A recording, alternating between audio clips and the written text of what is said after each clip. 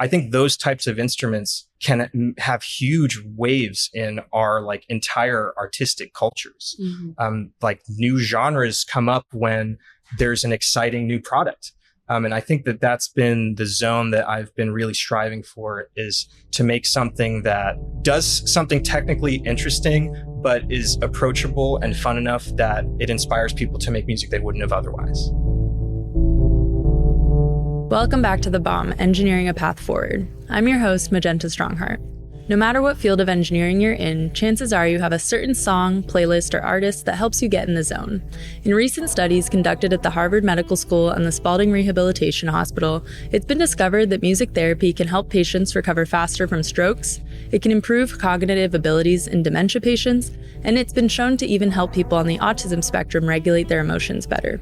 Music therapy goes beyond just listening to music and instead uses the creative side of our brains to make music. But with such a huge variety of ability, time, and more, accessibility becomes the next problem to solve. Today, we're sitting down with Fred Kelly, a product design engineer at Heath Interactive, who is working on that exact problem. Heath Interactive is reshaping how music can be made and experienced through the use of haptics, textiles, and interactive technology. We'll hear about a musical playground designed to help children with Autism Spectrum Disorder explore music, how engineering components can be turned into more accessible musical instruments, and what future musical engineers can learn from a broader education. This is my conversation with Fred Kelly, and this is The Bomb.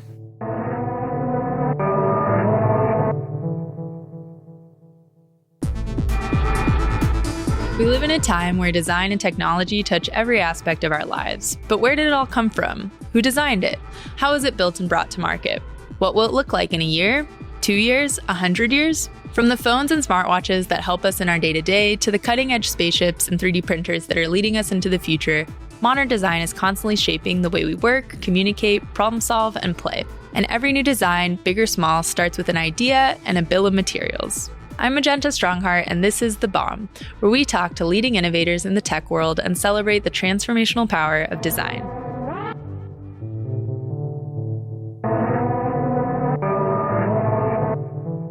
Welcome to The Bomb, Fred. I'm super excited to chat with you and finally catch up more in person. It's been a long time since last time we saw each other and worked together. I thought it'd be good maybe to give a little background info on how we first got introduced. We were working on a project with one of Design Lab's collaborators, Erica Earle, and really her brainchild, I would say, the project. And yeah, you were kind of the genius engineer that was helping out. That's very generous. To solve some problems. Erica's also a genius engineer, so not to discredit her expertise at all, but I know she was super excited for you to be involved in that.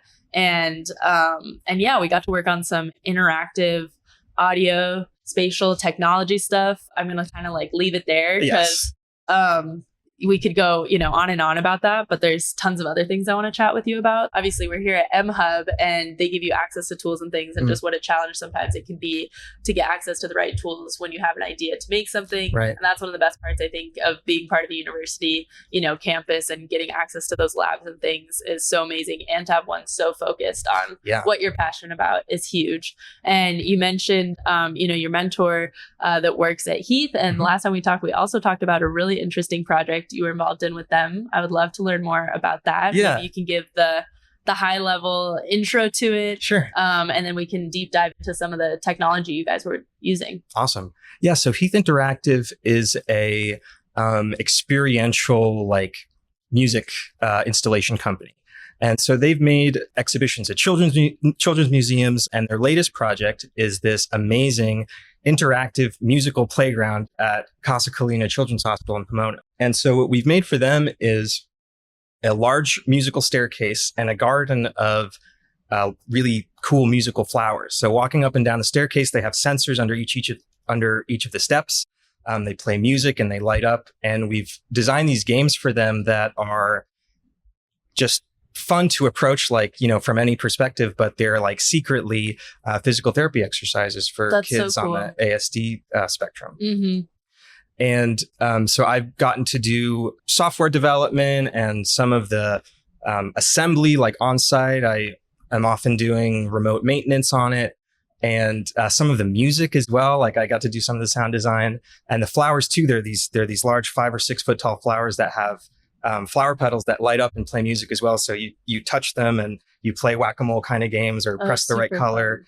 And right now we're working on integrating them all so that there are these larger scale playground experiences that cross all of these smaller installations that really make it feel like a unified environment for musical play that is also therapeutically valuable. Amazing. And do you think it's something that might even go beyond this specific hospital where it's installed? Or is it going to be do you see maybe the future growth of the project? Have you heard any whispers of that? Or is it still very much, you guys are establishing this one, which I totally understand. Maybe that's a future kind of thing to think about. But no, I mean, I think a big part of what I've worked on with them, mostly on the software side, is really designing with the future in mind and making sure that, even though we have these shorter term requirements and goals for the particular playground, that we make sure that the software that we're writing and the hardware platforms that we're working on could expand to other places. So, the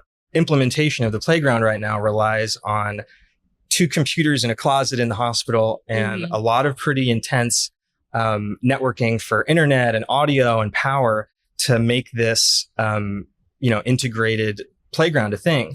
But I've been very excited and very fortunate to work on a project to miniaturize all of these elements so that they're all of the musical and interaction design and lighting elements all run on a self-contained microcontroller that can really be deployed and used anywhere. Wow. That would make it super scalable. And like you said, able to kind of move anywhere. And I mean, I loved the photos I saw of the project, and I'm like, gorgeous. I want that, at the playground across the street from my house. I would love for all kinds of, people to be able to engage with it. So I hope to see more of that in the future. And I feel like what you're doing, like you said, to kind of make the things more, it sounds like it's really DFM at the end of the day, make it easier to manufacture, design for manufacture, and make it easier to scale and be packaged and kind of self-sufficient and not have, funky installation, kind of one-offs or hacks happening. But that's, of course, integral part of the prototyping process. And I think it'd be really interesting for folks to hear how if you could walk us through the timeline, maybe high level at first. I think sometimes people don't realize how long this stuff takes. And I think you all were probably still moving pretty fast because it's a smaller team as far as I understand. So you can move faster than some of the big giants that take a really long time to prototype things.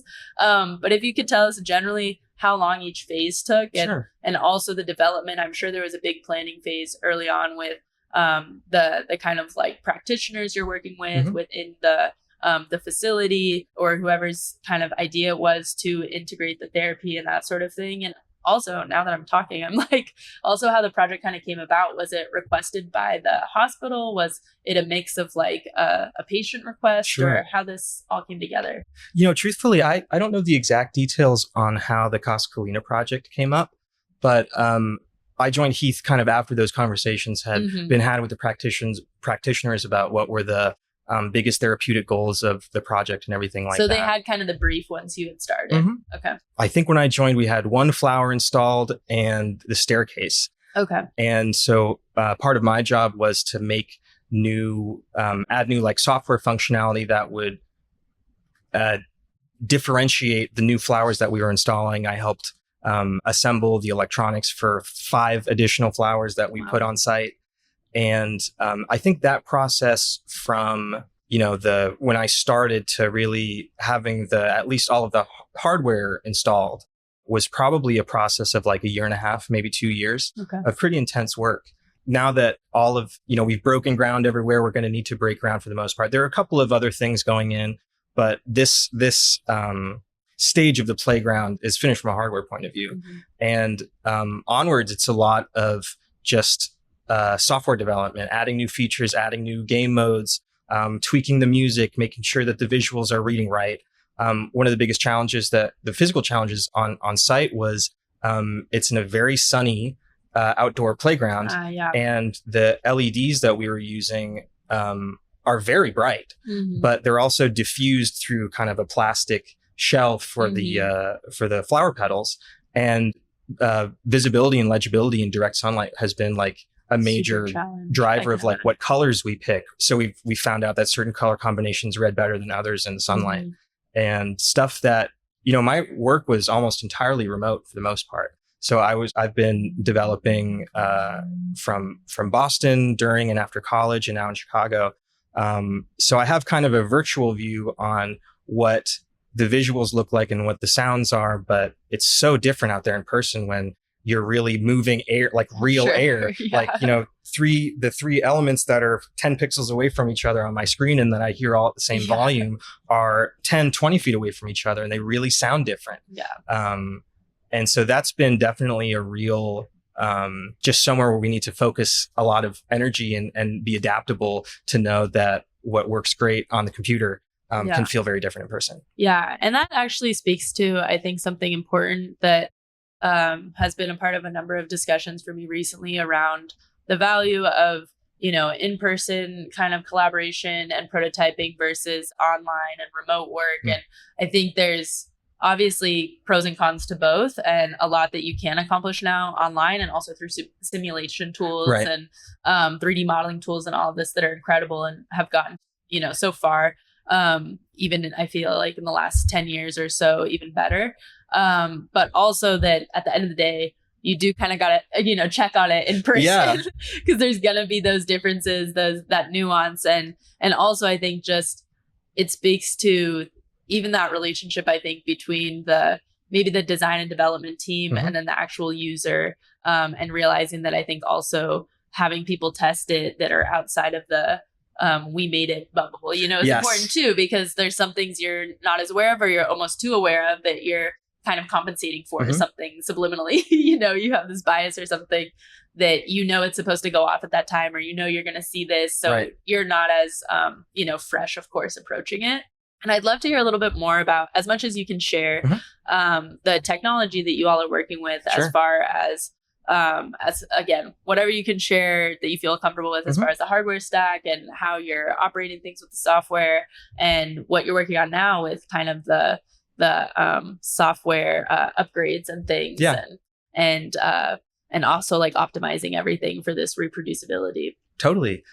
So the software platform that we use mainly for our audio and visual system is, and it's kind of like people are sometimes surprised when I mention this, is just because it's such a large scale project, is Max MSP, which is, a visual programming software platform that musicians really love because you connect together different objects with patch cables as if you're connecting together pieces of music gear.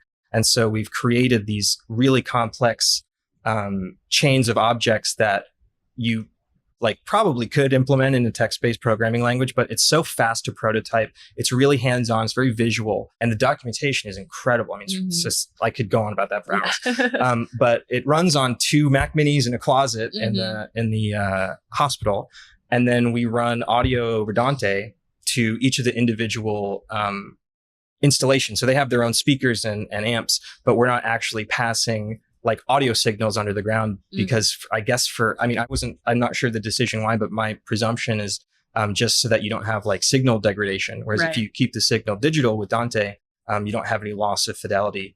And it's really easy to control. We can route audio to whatever installation we want. It's really flexible.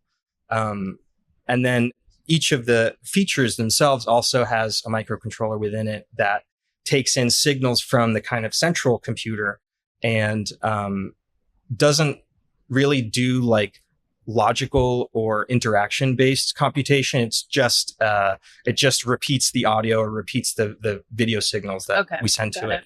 And we do the sensor data actually goes from the installation back to the central computer where we do signal processing on it before we kind of detect touches and hand presses and stuff like that. Because the sensors are all capacitive touch. Okay, I was curious about that too. Yeah, what you were using for the sensors. Because there's no mechanical movement, right? So it's not like a switch where, especially it being outside, after hundreds of thousands of key presses, something mechanically could break. And so having that capacitive touch, I think, has been one of the great kind of design constraints that they decided to make it really have longevity outdoors. Right. And it's not like it's under crazy weather conditions in California or anything, but it does get rained on, it gets wet, it gets power washed. Yeah. And the heat even, I would say, the sun exposure and stuff and heat can play a factor sometimes, play a role in some of that Definitely, especially if they're like enclosed in plastic and that sort of thing. I'm sure it'll be interesting to see how that lasts over the years as well. That's a huge thing we talk about a lot of times with different enclosures and things, especially when we're thinking about the different environmental wear. Absolutely. And so as you were prototyping this, I believe you were kind of on an interdisciplinary team, of course, and you come from computer science background, which we'll talk about more, but I feel like you've always been pretty interdisciplinary from what I've come to understand. But what are some of your like pro tips you would say when you're coming into a project where some things are already established, everything from, I would say, interpersonal, like, co-working and this kind of thing with your teammates, to working between engineering and design and kind of balancing all the requirements and needs, both technically and in an organizational way, just all of the things. How do you manage it, and what kind of tips do you have for folks that are jumping into teams in that way? Totally. I mean, I think that the most challenging thing about starting somewhere like that is it's a very small team. Like the two kind of main people are the founder and my mentor, the founder, Jason Heath, and my mentor, Ian Hatwick. And it being such a small team, everybody does everything. So I joined and they kind of let me have a pretty narrow scope of what I could work on so that I could just learn it really deeply. And it was just, I had to be comfortable knowing that there were large swaths of this project that I just had no understanding of, that I could look at sections of the code and like try my best to interpret it at face value. But it probably took 5 or 6 months for me to really have a handle on the whole system. And that was, in this project, it was everything from the Max MSP, project itself, the networking that we were using to connect the different installations together, the code that was running on the microcontrollers, like at each level. So there are many like kind of layers of information. And I found it really valuable to, instead of trying to like start really broadly and then slowly work my way in, for a while, I was just on, creating a system to save audio presets. And so that was kind of my angle to learn just the audio side of Max, like as deep as the deepest level as I could. And I ended up like basically writing a lot of the audio software that runs on it now. And that's something I feel like that will be amazing for future projects and things, like that's going to serve you for a long time, probably. I imagine. No, it was great. And then, all the while too, just finding the areas that were a little bit at the edge of what I knew best, and, having to accept like feeling kind of dumb and being in a new area that just felt totally unfamiliar. Are you guys considering this like open source in any way? I mean, you've talked pretty freely about it, which is awesome. Is there documentation online about how it came together? Sure. Or is that something you all are thinking about in the future at all? I think the right now the code is closed source. But I've been cleared to talk about the awesome. Specifics of how it's implemented. I figured you're sharing it with us. Very cool. That's sweet that the team is like, cool with that. Yeah, no, they were great. Supportive of it. Yeah. And so you mentioned a few times that you got to do some sound work for it as well. And I would love to learn more about that side of the things you do. Sure. So what kind of music do you like to make? And the instruments you've mentioned a few times, tell us more about those, kind of paint a picture for folks who, just so they can kind of imagine that sort of thing. And then I want to talk later about how this kind of all comes together in your work between these two kind of spaces. So as, my like second identity, like as an artist, I make, music for myself in like kind of indie rock lane. But I definitely have, I think, more of an electronic drive, or like, I like electronic production a lot. And I think that that's definitely like coming into vogue for indie music, but there's a lot of just like, 3-piece guitar band, which I did a lot of in college. Is a ton of fun. I was going to ask, how long have you been doing the music side of things? But I think that like being so deep on the technology side has made it really fun to integrate some of these more experimental sounds in like wrapped up in kind of accessible traditional pop songwriting, which is what I love to do. So fun. Yeah. So like I love co-writing, I love writing, and that's another kind of side hustle that I'm trying to kind of bring up at the same time.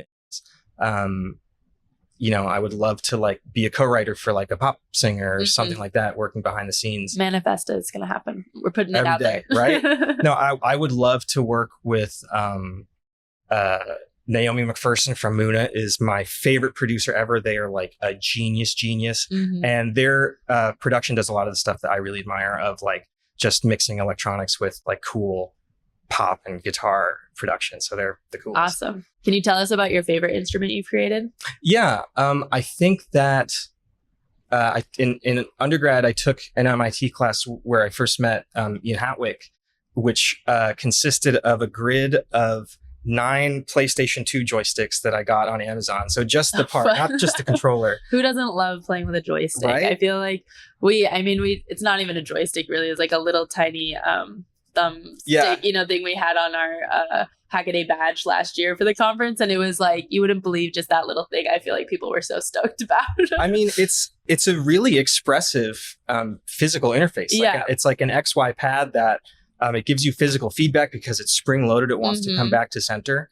And that was, I think, the premise of the instrument that I made was I wanted to make an instrument where you could kind of reach into a web of things that had a clear state of rest and then disturb it and create music that way, that it would kind of sense the degree and the strength and the angle at which you kind of disturbed this system. So are the joysticks almost like if you like moved your hand across them randomly, it's almost like that, where it's, I don't know, I'm thinking like if you move your hand through grass or something. Yeah, like I mean, that was that effect in a way, as far as the way you're participating with it. Yeah. And so each joystick was associated with a note in a chord. And, the magnitude which you displaced it was how loud it was. And the direction that you displaced it was where it was placed in the stereo field. Okay. And so you could play and move these notes around in space just by fiddling with these joysticks. And I had long like wooden dowels attached to the end of them just to make it bigger, and you could create larger gestures and that's awesome. Yeah. And so when were you working on this project, and does it have a future you're excited about? Like, is there a new direction you want to take it, or what are you thinking kind of about where it's going to go? Or is it just a fun, like, keep it to myself? It was I'm definitely just going to enjoy it for me. It was a fun one shot, but I think really the ideal version of it, and the way that I prototyped it before I tried to sensorize it, was just, I had like a square enclosure with one face open, and then I had a bunch of fishing line across them. So instead of like moving these rigid pieces of wood, you would pull and stretch pieces of string. Like strumming almost or something. Yeah. Right. Nice. But it turns out that it's really, really hard to sensorize the angle of a string like quickly. Mm-hmm. So like one way to do it might have been to put 2 joysticks and then a string in the middle, so that as you pull the string, the joysticks would follow and you could like use math to triangulate how far or what angle. But that was just outside of the scope of what I could do in this semester program. But I think there are new types of sensors now that would make those calculations easier, because I just love the idea of like responsive materials that know if they're being stretched. I just love the idea of like disturbing equilibrium. Yeah. And every year at Georgia Tech, there's the Guthman Prize for new instrument design. Okay. And the winner had a pretty similar concept to their instrument, and they had figured it out, which I was like very excited I need to know. See. How did this happen? That they were, I think they were thicker. They were almost like, have you ever played a bass ukulele? I can't say I have. It's like really, really thick rubber band strings that are kind of stretchy, but not really. So that was kind of the medium that they were manipulating. Mm-hmm. But they did this amazing performance. It was really expressive. And it was just awesome to see them playing something like that. We have to take a quick break, but when we come back, Fred is going to tell us a little bit about what they learned taking a more non-traditional approach to education, and what other music technologies could be learned from this path.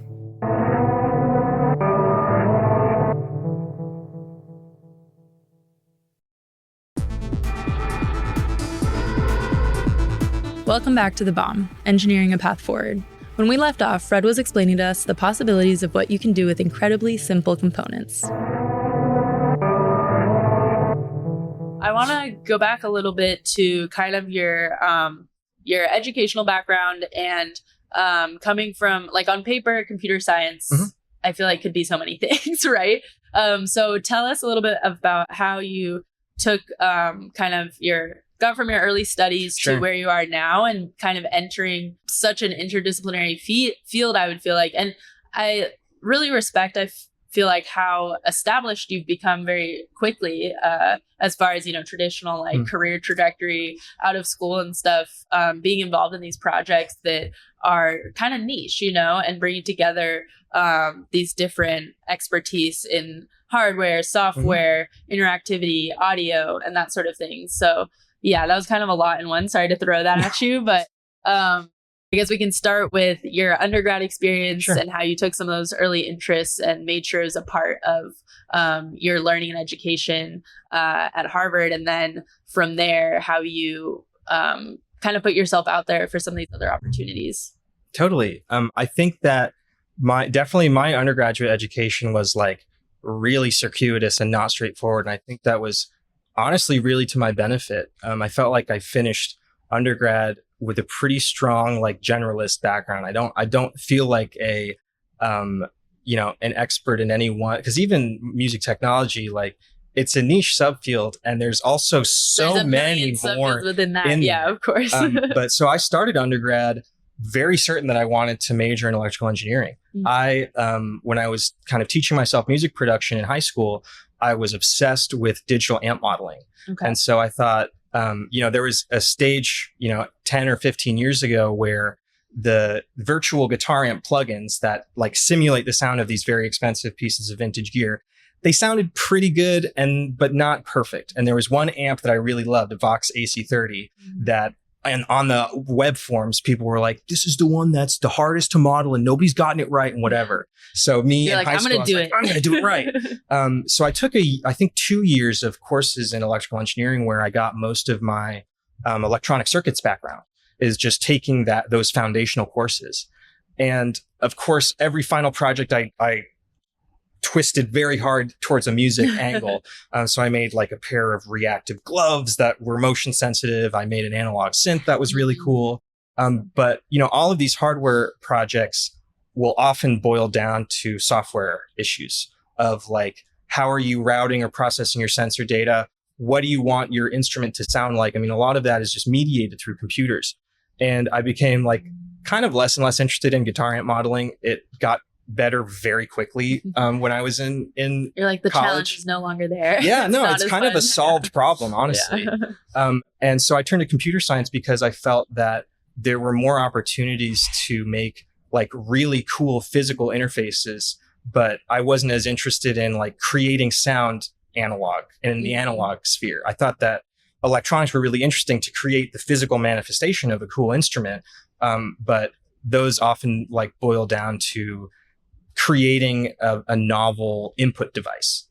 Yeah. Okay. So then I moved to computer science, all the while taking music classes when I could. I was very lucky. I got to be a songwriting student of Esperanza Spalding's for like 3 semesters. So I was in these like small, like 10 or 12 person workshops, and I got to really just like satisfy that creative part of me that, because part of me also kind of like wished that I went to Berklee, like early on, Berklee College of Music. But I really got to scratch that itch there, which I'm really thankful for. And then I also kind of wish that they had like a music technology major, and they didn't. Does that exist anywhere now? Because I feel like that's got to be a thing. Yeah. Georgia Tech has a great one. Cal Arts has a great one. Okay. I figured there's many people that want to do that sort of thing, of course. But yeah. And so I kind of built my own like music tech major program. By, I was able to cross-register at MIT, which has a lot of music tech courses like within the purview of their music department. So I met Ian Howick there. I took classes from him. Arana Gozi, who founded Harmonix, which like invented Rock Band and Guitar Hero, teaches there. I love Guitar Hero. I'm like, that's probably the thing I'm most familiar with about anything. It's awesome. It's so fun. It's just like a good design. I love Guitar Hero, yeah. And I used to play with GarageBand a little bit here and there when I was much younger, but yeah. So I kind of took like every opportunity I could to like design instruments for fun. I did like the Moog Hackathon one year. They sent me an awesome synth that I got to like tinker around with. So I think my undergrad, I came away from it not a particularly, I mean, I'm not a bad computer scientist. I'm not like a bad computer programmer, but I didn't go into that major with the goal of like, I want to work at Google. I want to be like an excellent, like genius with data structures and, getting things to perform blazingly fast. Like that's cool. But I see computer programming as a means to an end for like a creative project. Yeah. You're like, I want to figure out how to make this flower work. Yeah. I want the sculptural, interactive 6-foot flower. Yeah, totally. And I think that's awesome because that's also, we need people to do those things too, of course. So to figure those things out. And there's plenty of people trying to be software engineers at Google. So totally. That's okay. Like it's a kind of solved problem out there. But yeah, and so I'd love to hear kind of how you feel like these disciplines inform one another. I mean, it does sound like, you work on a lot of projects that bring them together pretty seamlessly in a way, I would say. But are there times where you're doing something more on the engineering side and you really feel like, your creative streak kind of comes in, or some experience you had in songwriting or something, Sure. Maybe this is totally disparate, but you can tell me, and you can also be like, no way. And vice versa. Like when you're, in the kind of creative space, writing music or, developing instruments, how your kind of engineering brain might get activated. I think that the biggest thing that I've learned, from, exploring the technical side of music tech is that there are a lot of really cool developments in new instruments and input devices and whatever, but they're often targeted for like a really academic audience. And so I like challenging music. I like things that are like atonal and have cool textures and are noisy and are long and whatever. But I find that I get most excited about really cool new projects that target traditional mainstream musicians and producers. And I think that that's been like a design goal for like what I want to get out of my master's is to make instruments and tools that really serve the everyday like laptop producer. I think that's what's so fun about this project with Heath Interactive is that the central goal of these installations is to be accessible and fun and inclusive and let everyone express themselves through music in a way that's like effortless and engaging. So I think that like, I don't know if I would have that same value system if I didn't come from a place of really also wanting to be a musician as much as a designer or an engineer. That, cool tech is fine. But I think the things that really move music forward are, if you look at the history of like seminal music tech products that have changed musical genres, you have like Roger Lynn with the Lynn drum to the MPC sampler, the rise of like the teenage engineering, I think are kind of taking over that helm. The OP1 is this very approachable, not technical. I don't think there are hardly like words in the interface. It's all pictograms and it's not like technical at all. You're just goofing around and making things that sound great. I think those types of instruments can have huge waves in our like entire artistic cultures. Like new genres come up when there's an exciting new product. And I think that that's been the zone that I've been really striving for, is to make something that does something technically interesting, but is approachable and fun enough that it inspires people to make music they wouldn't have otherwise. That's really beautiful. I'm like, mic drop right there. I love that. No, totally. I mean, at the end of the day, it comes down to wanting to kind of make that impact and make a difference in someone's life, as far as like maybe they'll be inspired to make more music or sounds from this. And I think that's really fun. And I was wondering if you feel like there's something like, what would you say someone could learn interacting with the playground that you helped work on, that's not necessarily like the target user that you mentioned, that the project came out of the specific kids on the spectrum, but in general, like if anyone approached the playground, what would you think would be something they would get out of it or learn? I think I would want them to think like, why isn't there more of this in the world? Like, why isn't this a central part of our urban design and our like cultural resources to have like, like these things should be everywhere. Everyone should be able to make music. You shouldn't need to have, dexterity in your hands and fingers to write music and create. And there's something that Roger Lynn said in a talk that has really stuck with me, and I think also been like a pretty just definitive goal of mine, is that he says the perfect instrument is a USB cable that you can plug into the back of your brain, and all of the music that you imagine like really comes out into the air. Just spits out. Yeah, because I think everybody has music within them. Everybody has developed their own tastes from the music that they like and the music that they listen to.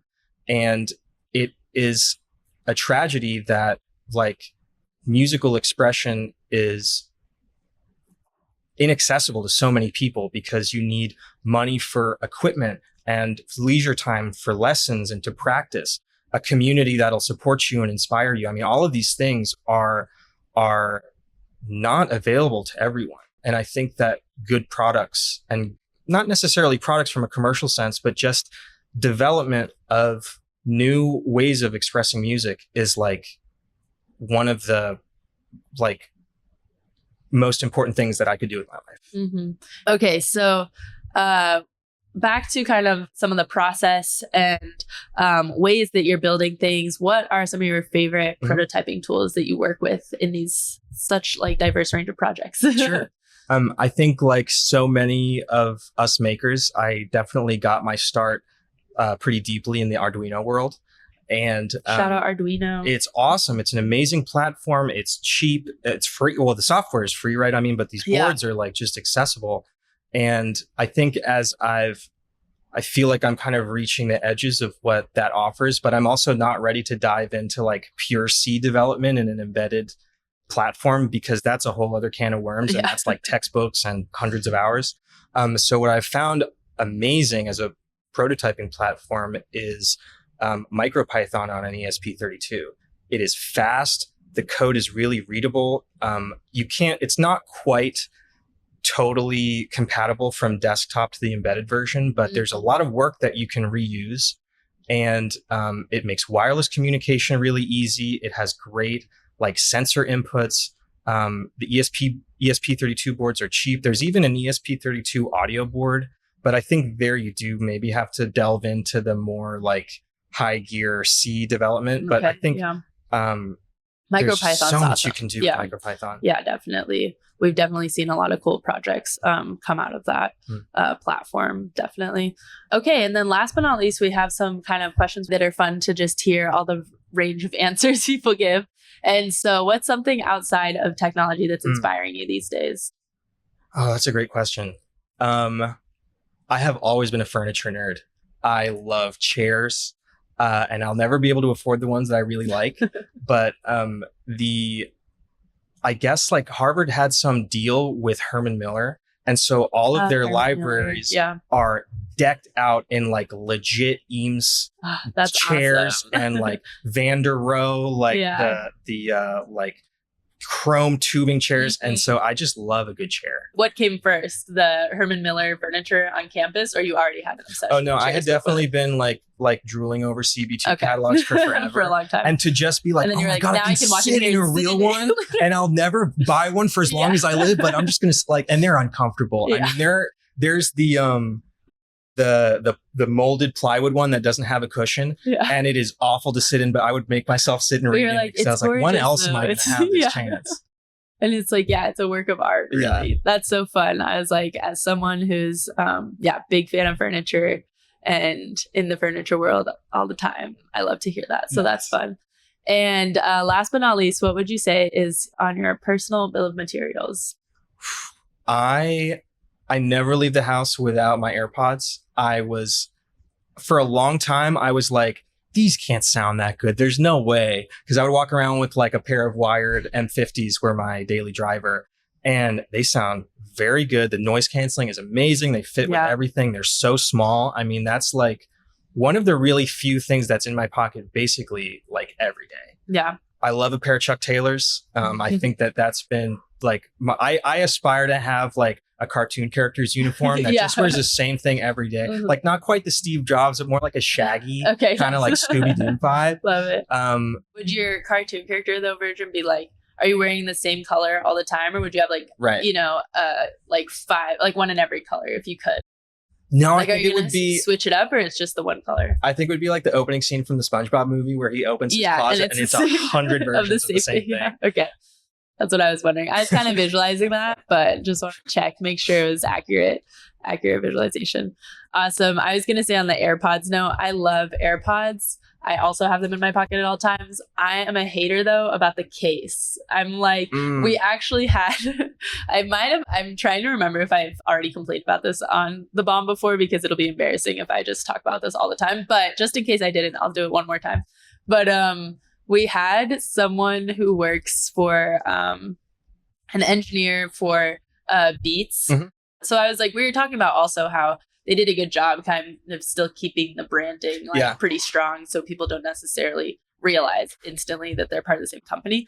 But anyways, I was talking to him I was like, dude, you drop the case and the AirPods go like 20 miles either direction. It's a miracle that mine haven't fallen down some crack or crevice somewhere, because every time I'm astounded how far they bounce away. Right. And I'm like, I would think this is like a simple fix, like just make it so they don't, it doesn't open every time it falls.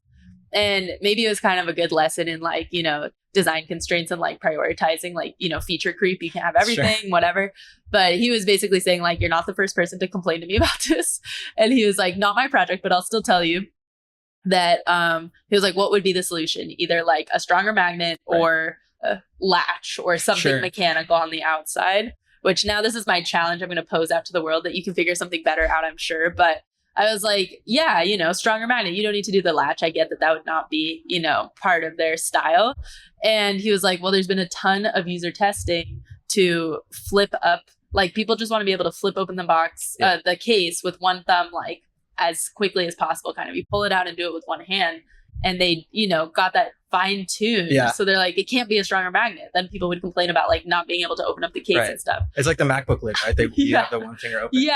And I'm like, well, I'm going to have to hack mine with a stronger magnet, because maybe I'm just too reckless with my, I don't know why I drop them all the time, but really frustrates me. Honestly, sorry. End of rant. I think the solution is there. I think that the Find My in each of the individual headphones solves that for me. I guess so, but what if it goes down a drain? That's or something. Yeah, I'm not. I love that you're they're trackable. It's fine. Okay, whatever. But yeah, I think I just need to get one of those silicone cases that goes on top that has the latch. There's some very clearly. I'm just not. I'm not smooth enough to keep them off the ground for very long. So anyway, sorry, that was a total tangent. But thank you so much for joining us today. If you want to give any shout outs, now's the time. If you have any links of where to find your work, sure, or any cool projects coming up that you want to promote, feel free to put it out there. Website, Instagram, whatever. Thank SoundCloud. You so much for having me. This has been really a joy. Yeah, I mean, I can be found on Instagram at Fred Kelly Music. And I would love for people to listen to my EP still. Woo. It came out a few years ago now, but it really is the piece of music that I'm most proud of. And I'm just happy that it's out there in the world. Sweet. Thank you so much, Fred. It was awesome to catch up, and excited for the audience to learn more about your work. Awesome.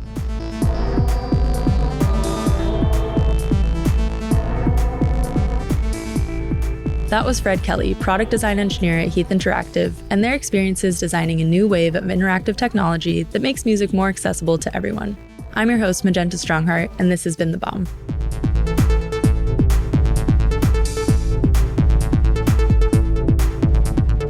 If you like The Bomb, don't forget to subscribe, rate, and share the show wherever you get your podcasts. You can follow Supplyframe and Hackaday on Instagram, Twitter, LinkedIn, YouTube, and Design Lab at Supplyframe Design Lab on Instagram and Twitter. The Bomb is a Supplyframe podcast produced by me, Magenta Strongheart, and Ryan Tillotson. Written by Maggie Bowles and edited by Daniel Ferreira.